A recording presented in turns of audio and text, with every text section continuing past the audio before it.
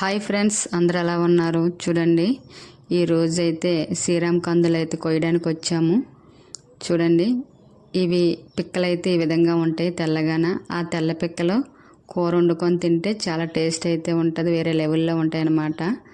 ఇవి ఎక్కువగా అరకు, పాడేరు, చింతపల్లి ఏరియాలో అయితే బాగా పండిస్తారనమాట.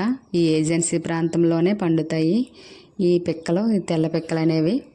చూడండి, కాయలు అయితే ఈ విధంగా ఉంటాయి. ఇవి ఎక్కువగా పోడు వ్యవసాయంలోనైతేనే పండుతాయంట. అలాగే వీళ్ళు ఎక్కువగా ఈ పోడు వ్యవసాయంలో పండించారనమాట. చూడండి ఏ విధంగా ఉన్నాయో, వీళ్ళు ఎలా ఏరుతున్నారో. కాయలు చాలా ఎక్కువగా పండాయి అన్నమాట వీళ్ళకి. ఫ్రెండ్స్, మన వీడియో చూసి లైక్ చేయండి. అలాగే సంజనారెడ్డి ఛానల్ అయితే సపోర్ట్ చేయండి, సబ్స్క్రైబ్ చేయండి ఫ్రెండ్స్.